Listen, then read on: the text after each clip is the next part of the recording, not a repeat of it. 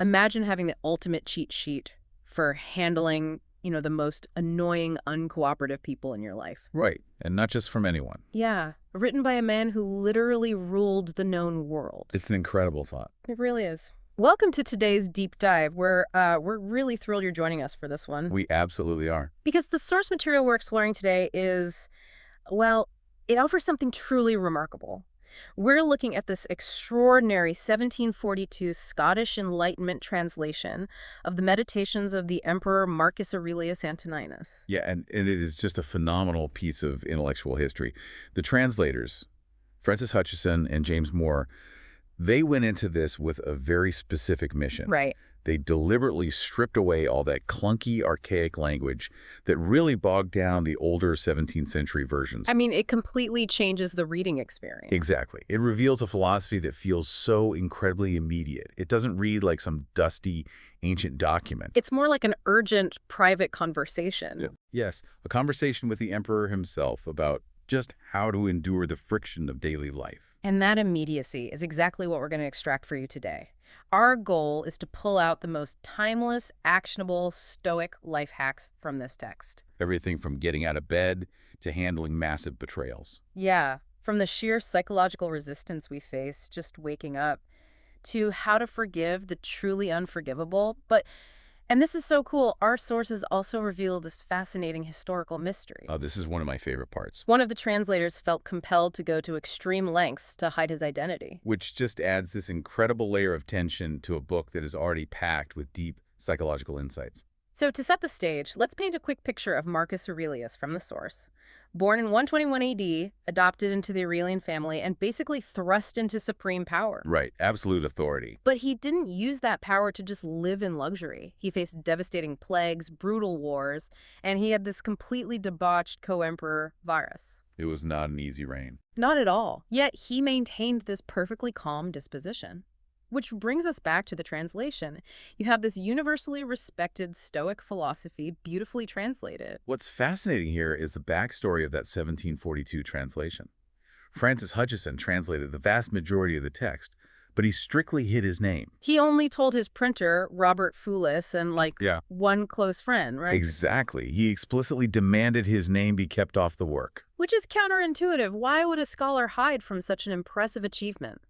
To really grasp the why, we have to look at the climate of 18th century Scotland. The theological landscape. Right.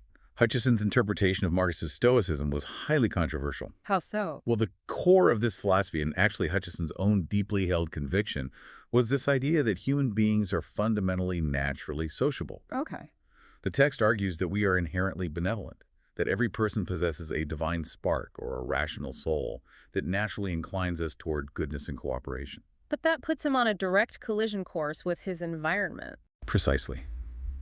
The prevailing Orthodox Calvinist doctrine in Scotland at that time was rooted in the concept of total depravity. Which means? The Orthodox view argued that mankind was fundamentally fallen, naturally sinful and morally corrupt without divine intervention. So to introduce this compelling text celebrating a pagan emperor. An emperor who insists the fountain of good is inside us all. Right. It was a radical, incredibly subversive reframing of human morality. Hutcheson was basically using this ancient Stoic framework to quietly but forcefully push back against the dominant, pessimistic religious doctrine of his day. Okay, let's unpack this, because the practical side of this philosophy, the way it translates this natural sociability into daily survival tactics, is where it becomes so relevant for you listening right now. Absolutely. In Book 2, the sources detail the morning meditation. Marcus actually scripts out a mental preparation routine for his day. Yes, first thing in the morning. He tells himself he is going to encounter the meddling, the ungrateful, the arrogant, the selfish. He anticipates the friction. He doesn't wake up with this naive hope that everyone's going to be perfect today. Which would just lead to disappointment. Right. He expects the absolute worst of human behavior. But instead of getting angry, and this is the crucial mechanism, he reminds himself that these people act this way out of ignorance. Ignorance of true good and evil. Exactly. And he insists that the person offending him is his kinsman, not biologically, but because they share the same intelligent divine nature. But expecting everyone to be terrible sounds exhausting. Like, how does that translate into a good life, rather than just being deeply cynical? It's not cynicism so much as radical empathy paired with emotional detachment. By framing their bad behavior as moral ignorance rather than a targeted attack, he neutralizes his own anger. He takes the sting out of it. Yeah, and this brings us to one of the most memorable analogies from the text, the puppet metaphor. Oh, I love this one. Marcus warns himself not to let his governing part, what the Stoics called the hegemonikon, the rational soul, be moved around like a puppet jerked by wires. Jerked around by unsociable passions? Exactly. So the wires are our visceral reactions.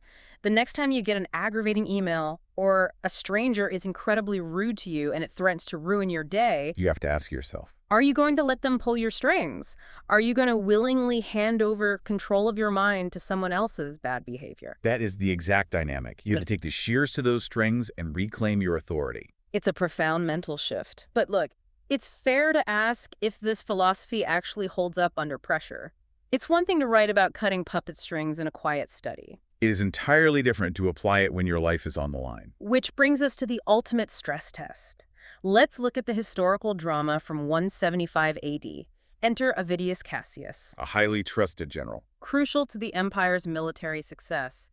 But he usurps the throne. He spreads rumors of Marcus's death, seizes the eastern provinces, and incites a massive civil war. It's the absolute nightmare scenario for a sovereign. Profound personal betrayal mixed with an existential geopolitical threat. But let's look at the power dynamic. He's the emperor of Rome. He has infinite resources, loyal legions. It's easy to say, I won't be moved to anger when you have the power to just crush someone. Right, but that's exactly where his reaction is so shocking. Absolute power usually means absolute vengeance. Purge the Senate, execute everyone. Make a bloody example of them. But instead, Marcus is deeply grieved by the prospect of a civil war.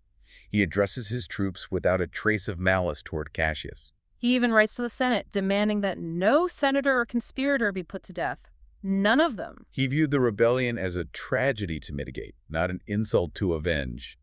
And then there's the most compelling psychological defense he uses. After the rebellion collapses. Yes. When Cassius's personal archives and letters are captured, Marcus orders the entire cache to be burned, unread. He actively chooses not to know who else betrayed him. He knew reading those letters would plant seeds of paranoia and hatred. He destroyed the information so it couldn't infect his hegemonikon. He protected his governing part. Exactly. And if we connect this to Book 6, we find the core lesson. Marcus writes, the best sort of revenge is not to become like the injurious. If he had responded with cruelty, he would have stooped to Cassius's level. He proved his philosophy in the ultimate crucible. He really did. Now, here's where it gets really interesting. Moving from imperial treason to something wildly relatable, the Battle of the Blankets. Oh yes, Book 5. Marcus documents his psychological resistance to just getting out of bed. The most powerful man in the world arguing with himself about staying under the warm covers. It's a brilliant glimpse into human nature. He tells himself, am I to lie among bedclothes and keep myself warm when I was born to do the work of a man? Doing the work of a human, the way he overcomes that inertia is tied to the Stoic view of the universe as one interconnected living being. Right. He shifts his perspective. He tells himself to look at the plants, the birds, the ants, the spiders, the bees. Just as a bee naturally does its part to make honey or a vine grows grapes, a human's natural function is to perform social, affectionate actions.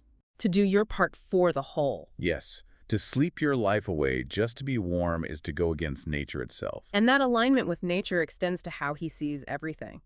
In Book 3, he explores finding beauty in things we usually ignore. The cracked loaf of bread. Yes. He writes about how a well-baked loaf cracks open, and those unintended fissures actually look beautiful and invite the appetite, or a fig at its absolute ripest. Or an olive on the verge of putrefaction. But how does a listener apply that, finding beauty in decay? It's about finding grace and acceptance in the natural progression of all things. We suffer because we want things to remain permanent. We fight aging. We fight shifting circumstances. We want everything to stay pristine. But a loaf cracking in the oven is just doing what it naturally does under heat. An aging body or changing life phase is just the natural trajectory of reality. It's stripping away the unnatural demand for permanence. Exactly. Recognizing that allows you to navigate life with grace instead of constant resistance. That is such a grounding perspective. But to keep things impartial, we do have to address the elephant in the room. A really dark spot on Marcus's record detailed in the source text. The persecution of Christians during his reign. Right. We can't ignore it. We can't. And how Hutcheson the translator navigates this in the 1742 text is really important. He provides this impartial analysis, arguing that Marcus likely didn't order the persecutions out of arbitrary malice. The sources suggest it was a massive intelligence failure. Exactly. He was fed severe misinformation by local governors. The reports claimed these early Christian communities were committing horrific crimes. Rumors of cannibalism, incest. Yes. So, from the perspective of an administrator trying to maintain order, he believed he was stopping violent criminal acts. Unaware the charges were fabricated. Right. But what's really bold is how Hutcheson turns the tables here. He uses this historical footnote to critique his own contemporaries. The 18th century Christians. Yes. Hutcheson points out the intense hypocrisy of his own era. Modern churchmen condemning a pagan emperor for acting on false intelligence, while they themselves are arrogantly cursing each other. The text mentions synodical anathemas. Basically formally damning their peers over completely incomprehensible metaphysical tenets.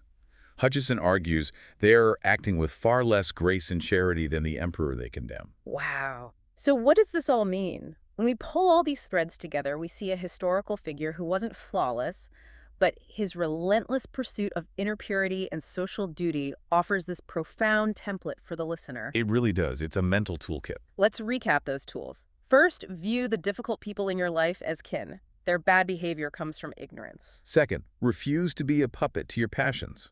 Sever those wires. Don't let external events control your governing part. Third, get up and do the work of a human. You are part of an interconnected system. And remember that taking away the opinion of harm completely removes the harm itself. Exactly.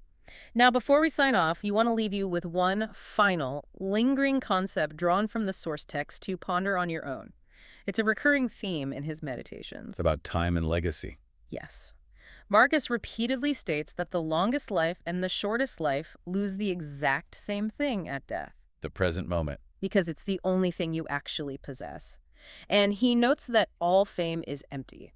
It's just sand blowing over sand, quickly burying the past. So the question for you to mull over is this.